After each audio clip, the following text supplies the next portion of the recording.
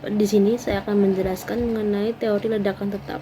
Teori keadaan tetap atau standing stance teori ini pertama kali ditemukan pada tahun 1948 oleh ilmuwan Inggris Sir Herman Bondi, Thomas Clown, dan Sir Fred Hoyle. Ini dikembangkan lebih lanjut oleh Hoyle untuk menanggapi masalah yang muncul sehubungan dengan hipotesis Big Bang. Di keterangan itu, alam semesta selalu terlihat tetap seperti sekarang. Materi secara terus-menerus datang terbentuk dari atom-atom hidrogen yang ada di angkasa atau space yang membentuk galaksi baru dan mengganti galaksi lama yang bergerak menjauh dalam ekspansinya. Kemudian pada pengamatan sejak tahun 1950, terutama di latar belakang gelombang mikrokosmik yang diprediksi oleh model Big Bang, telah menghasilkan banyak bukti yang bertentangan dengan gambaran kondisi atau pemaparan dan telah mengarahkan kepada para ilmuwan untuk sangat mendukung model teori Big Bang. Setelah itu, menurut teori ini, alam semesta tidak ada awalnya dan tidak ada akhirnya. Alam semesta selalu terlihat tetap seperti sekarang. Secara terus-menerus, materi atom itu terus berbentuk dari atom-atom yang ada di luar angkasa, kemudian membentuk galaksi baru dan kemudian untuk mengganti galaksi yang lama. Di sini saya akan menjelaskan teori ledakan tetap. Kosmologi telah memberikan pandangan bahwa alam semesta selalu mengembang tetapi mempertahankan kerapatan rata-rata yang konstan. Dengan materi terus-menerus diciptakan untuk membentuk bintang dan galaksi baru dengan kecepatan yang sama, dengan yang lama menjadi tidak dapat diamati sebagai konsekuensi dari jaraknya yang semakin jauh dan kecepatan resensi. Dalam teori keadaan tetap, kita harus menerima bahwa zat baru selalu diciptakan dalam ruang angkasa di antara berbagai galaksi, sehingga galaksi baru akan terbentuk guna menggantikan galaksi yang menjauh. Orang sepakat mengatakan bahwa zat baru itu ialah hidrogen, yaitu sumber yang menjadi asal-usul bintang dan galaksi.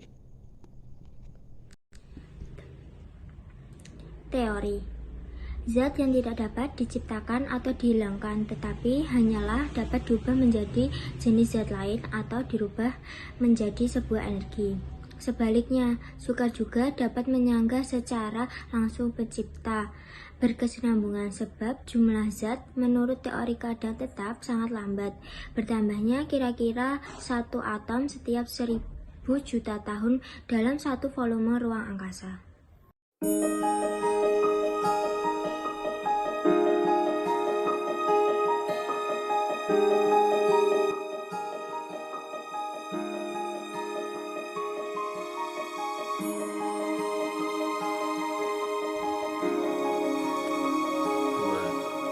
Dalam teori keadaan tetap, kita harus menerima bahwa zat baru selalu diciptakan dalam ruang angkasa di antara berbagai galaksi, sehingga galaksi baru akan terbentuk guna menggantikan galaksi yang menjauh.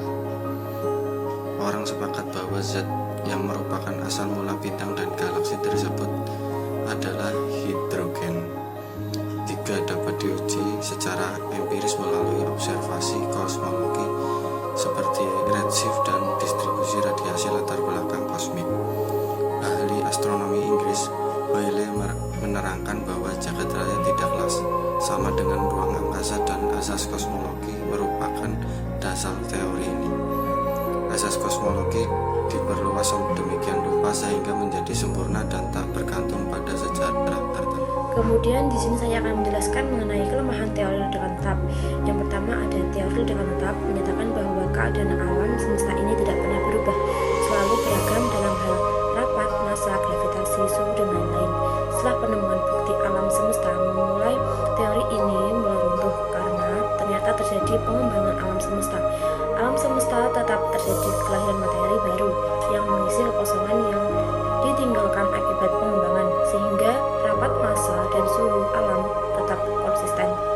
Yang kedua, tidak mampu menjelaskan mekanisme kelahiran materi baru secara terus-menerus. Yang ketiga, terdapat tidak bisa menjelaskan mengapa jagat raya mengembang. Yang keempat, tidak bisa menjelaskan perbandingan hidrogen dalam semesta teramati sekarang. Jumlah hidrogen lebih berlimpah daripada helium, sedangkan dalam keadaan tetap seharusnya sama.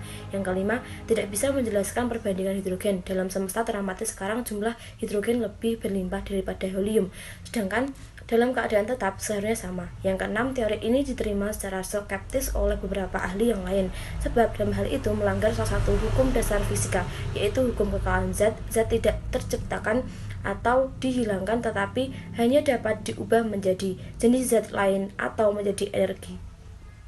Kesimpulannya, teori keadaan tetap ini pertama kali dikemukakan pada tahun 1948 oleh ilmuwan Inggris Sir Herman Bondi, Thomas Gould, dan Sir Fred Hoyle. Kemudian dikembangkan lebih lanjut oleh Hoyle untuk menangani masalah yang muncul sehubungan dengan hipotesis Big Bang. Teori ledakan tetap dalam kosmografi adalah salah satu teori tentang asal-usul alam semesta yang menyatakan bahwa alam semesta terbentuk dari ledakan yang besar yang disebut sebagai Big Bang. Menurut teori ini, alam semesta terus berkembang sejak saat itu. Adapun kelebihan teori ledakan tetap ini adalah: 1. Memberikan penjelasan yang jelas tentang bagaimana alam semesta ini terbentuk. 2. Mendukung pengamatan astronomi modern tentang gerakan dan struktur alam semesta. 3. Dapat diuji secara empiris melalui observasi kosmologi. Namun teori ini ada kelemahan seperti: 1. Belum dapat menjelaskan secara memuaskan tentang apa yang terjadi sebelum Big Bang. 2. Masih banyak pertanyaan yang belum terjawab seperti mengenai materi gelap dan energi gelap. 3. Belum dapat menjelaskan mengenai apa yang menyebabkan terjadinya Big Bang.